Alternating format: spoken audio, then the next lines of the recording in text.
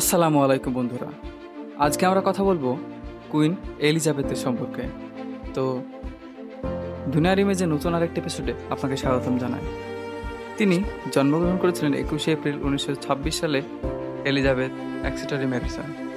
তিনি ছিলেন আধুনিক বিশ্বের দীর্ঘতম সময়ের রাজা বা রানী কুইন এলিজাবেথ, একজন নারী যিনি 7 দশক ধরে ব্রিটিশ সিংহাসনে থেকে কেবল যুক্তরাষ্ট্র নয়, সমগ্র পৃথিবীর ইতিহাসে অংশ হয়ে গেছেন।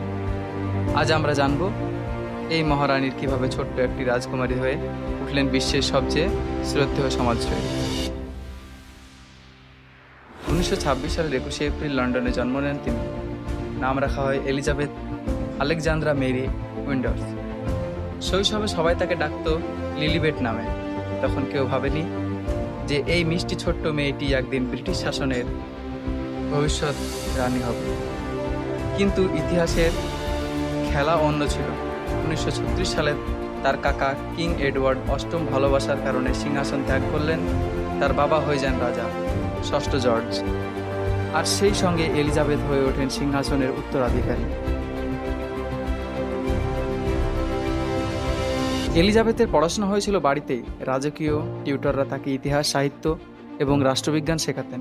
কিন্তু তার জীবনের বড় অভিজ্ঞতা আসে দ্বিতীয় বিশ্বযুদ্ধের সময়ে। মাত্র কিশোরী বয়সে তিনি দেখলেন লন্ডনে জার্মান বোমা হামলা, যুদ্ধের ভয়ঙ্কর দিনগুলি। 1945 সালে এলিজাবেথ যোগ দেন আলেকজান্ডারি টিউটোরিয়াল সার্ভিসে।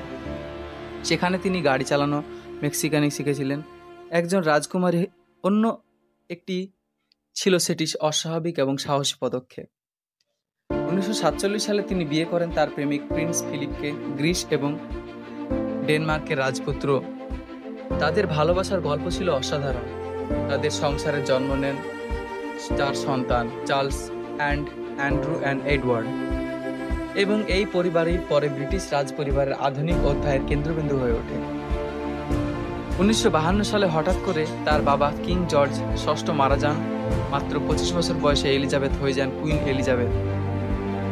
1953 সালে লন্ডনের ওয়েস্টমিনস্টার অ্যাবেতে আয়োজিত তার অভিষেক অনুষ্ঠান। প্রথমবারের মতো এই অনুষ্ঠান টেলিভিশনে সরাসরি সম্প্রচারিত হয়, যা কোটি কোটি মানুষ দেখেছিল।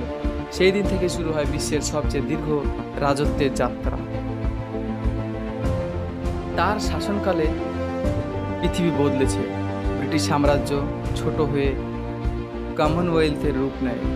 আফ্রিকার অনেক দেশ স্বাধীন হয়, প্রযুক্তি বদলে দেয়। জীবনযাত্রা আর রাজ পরিবারের প্রতিটি পদক্ষেপ সংবাদ শিরোনাম।